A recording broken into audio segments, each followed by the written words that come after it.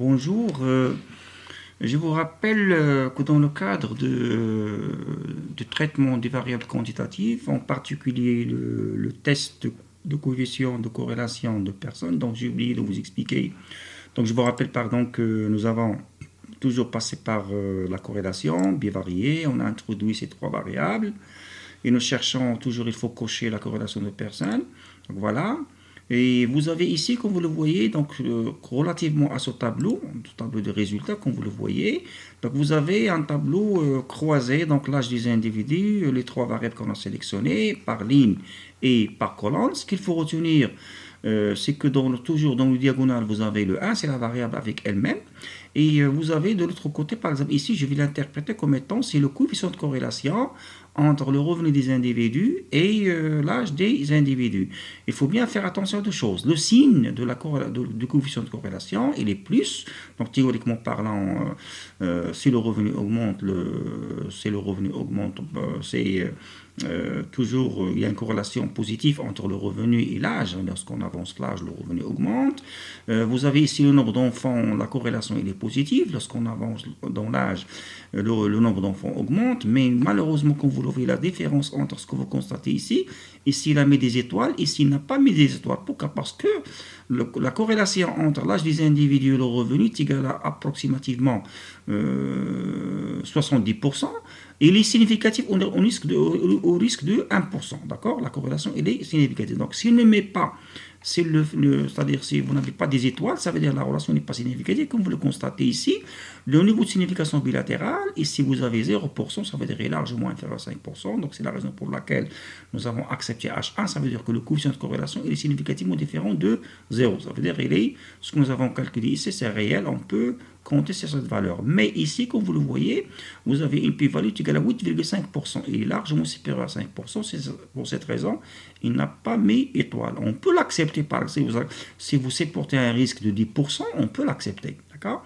Donc voilà, il faut faire attention à deux choses. Le signe, comme vous le voyez, le signe, et est-ce que la corrélation que nous avons calculée, est-ce qu'elle est significative ou bien il n'est pas significatif. Donc voilà. Si par exemple vous avez entre le revenu et le nombre d'enfants, le revenu et le nombre d'enfants, vous avez 0,382. C'est une corrélation positive et il est significatif. Pourquoi? Parce que vous avez ici le niveau de signification, il est largement inférieur à 5%. Donc voilà c'est-à-dire la corrélation entre deux variables de la même population. Donc vous pouvez donc faire des croisements de variables selon votre choix. Bien. Donc une fois que nous avons traité, c'est-à-dire les variables quantitatives, maintenant on va essayer d'entamer les variables qualitatives ou bien nominales. Vous avez ici donc le traitement des variables nominales. Donc le traitement des variables nominales, en principe, on doit commencer par la définition, bien en quoi consiste. Donc on va utiliser le test le plus approprié, c'est le test de Key-2. D'accord? Comment on peut faire par exemple la comparaison des fréquences. Mais avant de commencer par, donc j'aimerais bien commencer par la définition de ce qu'on appelle le tableau de contingence. Donc le tableau de contingence, il a été introduit la première fois par Packard Pearson, d'accord, en 1904. Donc, c'était une méthode de représentation des données issues d'un dénombrement, bien le calcul permet d'estimer la dépendance. Le plus important, c'est dans le tableau de dépendance, il y a une relation de dépendance entre deux variables, en ligne et en colonne, d'accord?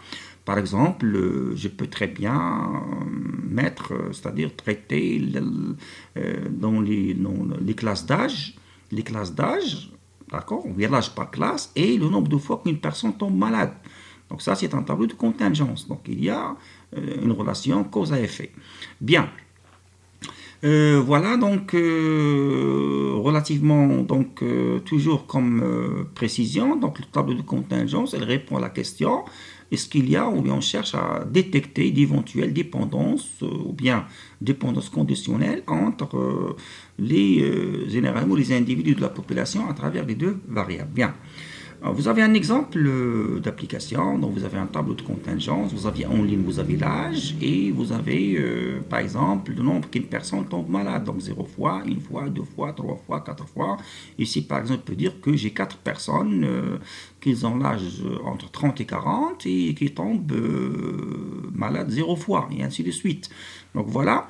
Donc ce que nous cherchons dans le cadre, surtout le traitement des variables nominales, ce que nous cherchons ici, nous cherchons est-ce qu'il y a une relation de dépendance ou bien d'indépendance entre les variables. Donc voilà, je cherche c'est-à-dire les deux variables, est-ce qu'il y a une indépendance ou est-ce qu'il y a une dépendance. H0, indépendance entre deux variables, et H1, il y a dépendance. C'est pour cette raison, le recours au test de Q2, c'est un mal nécessaire, parce que c'est le test le plus approprié. C'est pour cette raison, il y a une procédure de test, voilà, donc je vais calculer ce qu'on appelle les effectifs théoriques. J'ai déjà les effectifs, c'est-à-dire observés. Vous avez donc le degré de liberté, ce nombre de colonnes moins 1 multiplié par le nombre de lignes moins 1. Ici, par exemple, vous avez un degré de liberté de, par exemple, 1, 2, 3, 4, 5. Donc 5 moins 1, c'est 4, multiplié par 1, 2, 3, 4, 5, 5 moins 1, donc 4 fois 4 est égal à 16, donc le degré de liberté est égal à, autrement dit, c'est le nombre de lignes moins 1 multiplié par le nombre de colonnes moins 1. Bien, donc ce que nous cherchons, est-ce qu'il y a une relation de dépendance ou bien d'indépendance entre les deux? Nous sachons que H0 c'est l'indépendance, il n'y a pas de relation, et H1 il y a une relation de dépendance. Donc voilà, vous avez donc nous allons, c'est-à-dire on va appliquer, donc on va passer par une application. Vous avez par exemple la question 5, motif du voyage et la qualité de l'abonnement. Des questions qu'on a déjà vues auparavant. Vous avez, ça c'est un tableau de contingence. D'accord, nous cherchons, pourquoi? Parce que nous cherchons, est-ce que la qualité d'être abonné ou non influençait le motif du voyage, comme nous l'avons déjà vu auparavant. Donc c'est le croisement entre deux variables nominales. Donc vous avez voyage, motif du voyage, et vous avez la qualité de l'abonnement, c'est le croisement entre deux variables nominales. Il nous donne donc ce tableau de contingence. Nous, qu'est-ce que nous cherchons? Nous cherchons à savoir est-ce qu'il y a une relation de dépendance ou bien d'indépendance entre ces deux variables.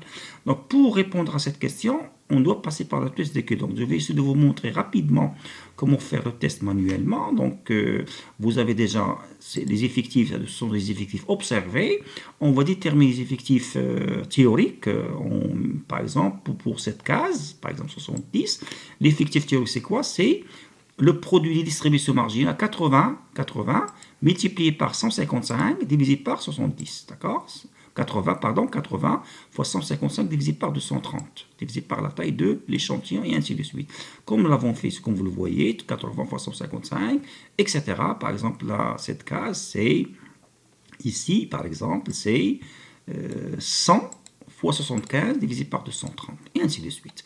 Donc, une fois que vous avez déterminé les effectifs théoriques, je dois calculer la différence par rapport à ce qu'on a observé. Pourquoi? Parce qu'ici, nous avons observé 70, l'effectif théorique est égal à 53, la différence c'est 16,09, donc je vais essayer de faire la différence, calculer la différence pour chaque case, et par la suite, je vais relever la différence au carré pour enfin faire la sommation. Ça, c'est ce qu'on appelle la sommation des lignes ou bien des colonnes. Ça vous donne ce qu'on appelle le Q2 calculé. Ça, c'est la procédure, ce qu'on a déjà montré maintenant, c'est la procédure de test. C'est la procédure de test de Q2.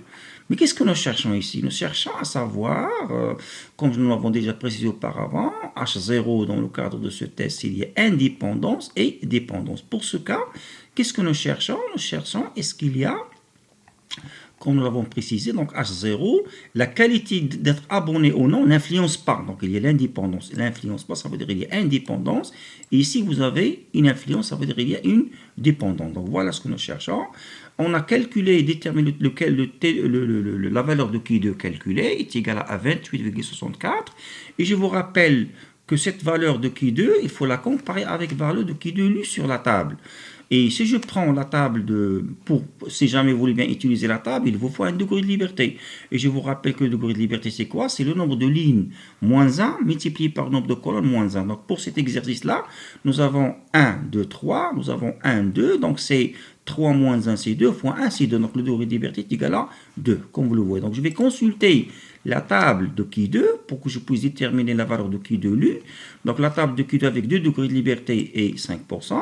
Donc je vais consulter la table de Q2, donc la table de Q2, voilà, donc la table de Q2, avec un degré de liberté de 2, voilà, 2, et vous avez 2, et vous avez un niveau un risque qui est égal à 5%. Donc voilà, la valeur de Q de lui est égale à 5,99. Donc je dois comparer 5,99 avec le Q de calculé. D'accord? Donc je dois avec le Q de calculé.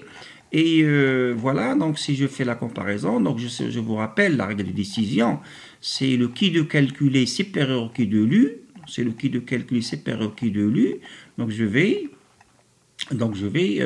accepter, voilà, donc c'est le Q de calcul supérieur au Q de lu, voilà, je vais accepter H0, donc voilà, c'est le Q de calcul supérieur au Q de lu, donc je vais rejeter, pardon, H0 et accepter HA, sinon je vais accepter H0. Donc ici, comme vous le constatez, on a trouvé 5,99 largement supérieur à ce qu'on a calculé, donc on va accepter, on va rejeter H0 et on va accepter H1, et H1, comme je l'ai précisé, H1, c'est la qualité de l'abonnement. Donc, la qualité de l'abonnement influence le motif du voyage. Donc, on a accepté H1. Donc, voilà, nous avons bien répondu sur cette question. Maintenant, relativement, si jamais nous avons trouvé il y a une relation de dépendance entre la qualité de l'abonnement et le motif du voyage, nous allons maintenant savoir quel est le degré de cette association. Est-ce que c'est une relation forte ou bien une relation faible? C'est pour cette raison qu'on calcule ce qu'on appelle le coefficient d'association pour un tableau 2 à 2, ou bien ce qu'on appelle le coefficient de contingence si vous avez un tableau, vous avez plusieurs colonnes, c'est-à-dire qui est un tableau plus grand, ça veut dire que vous avez plusieurs lignes et plusieurs colonnes. Donc voilà, on calcule ce coefficient d'association, c'est le Q de calcul qu'on a déjà déterminé auparavant, divisé par la taille de l'échantillon, n, divisé par n, ou bien je vais donc prendre calculer ce coefficient de contingence, c'est la racine carrée de Q2 calculée divisé par Q2 plus la taille de l'échantillon. Donc dès que ces deux coefficients sont proches à 1, donc il y a une dépendance, sinon il y a indépendance. L'association elle est faible. Par exemple, si jamais, puisque c'est élevé, plus c'est forte l'association, elle est forte. Et si jamais il est proche à 1, il est fort. S'il est proche à 0, il est faible. Donc voilà pour ce test. Donc je vous donne rendez-vous dans une prochaine vidéo afin de faire les applications sur SPSS.